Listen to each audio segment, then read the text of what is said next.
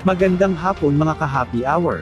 At narito ang mga balita para sa MBC TV Network News Update 3 PM edition. PBBM may napili ng susunod na PNP chief. Ating panuurin sa MBC TV Network News ni Val Gonzales. Mayroon nang napili si Presidente Ferdinand Bongbong Marcos Jr. na bagong hepe ng Philippine National Police. Ito ang sinabi ni Interior and Local Government Secretary John Vic Rimulya mahigit isang linggo bago ang nakatakdang pagbaba sa pwesto ni outgoing PNP Chief Police General Romel Francisco Marbil. Sa ambos interview ng media, sinabi ni Rimulya na nag-usap na sila ng Pangulong BBM tungkol dito. Aniya, excellent choice ang napili ng Pangulo na very qualified at nagtataglay ng good track record. Ngayon pa man, ayaw mo nang banggitin ito ng kalihim.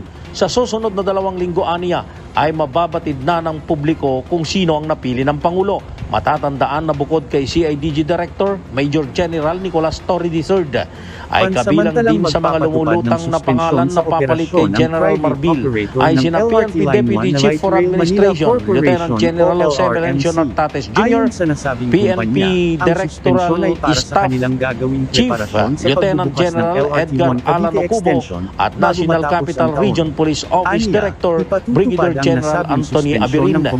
Samantala, inanunsyo na rin ng kalihim na palalawakin na sa buong Pilipinas ang ipinatutupad na 3 minutes response na sinimulan ng QCPD.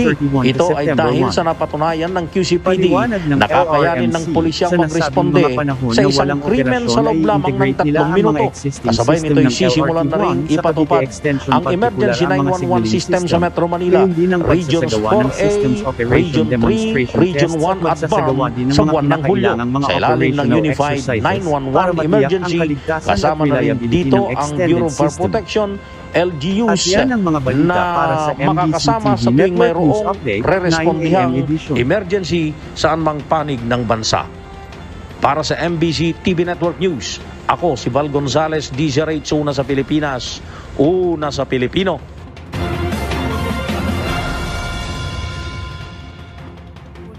Sa iba pang balita, anak at pamangkin ni Senador Jinggoy Estrada, binugbog ng mga lokal sa Boracay. Kinumpirma ni Senador Jinggoy Estrada na ang kanyang anak at pamangkin ay binugbog ng 3 lalaki na lokal na mga residente ng Boracay madaling araw kahapon, ika-24 ng Mayo, taong kasalukuyan. Batay sa salaysay ng mga biktima, pauwi na galing sa isang bar ang dalawang nang atakihin sila ng mga sospek mula sa likuran. Kwento ni Estrada, sinabi umano ng isa sa mga sumalakay sa kanyang pamangkin, na masyado kang maangas. Ayon pa sa senador, walang nangyaring konfrontasyon sa pagitan ng mga biktima at sospek sa loob ng bar, at makukumpirma ito sa CCTV footage na kanilang nakalap mula sa pinangyarihan ng insidente. Bukod dito, nagtamo ng suntok sa ulo ang anak ni Estrada at nabali ang kuko sa paa, matapos siyang paulit-ulit na sipain at pagkatapos ay tsaka bumagsak, habang nagkaroon naman ng pinsala sa ilong ang kanyang pamangkin na kasalukuyan, nang nagpapagaling sa isang ospital. Samantala, ayon sa senador, agad siyang lumipad at nagtungo sa Boracay kahapon upang magsampa ng kaso laban sa mga sangkot na individual. At yan ang mga balita para sa MBC TV Network News Update 3 PM edition. Abangan ang mga susunod na balitaan mamaya para sa 4 PM edition.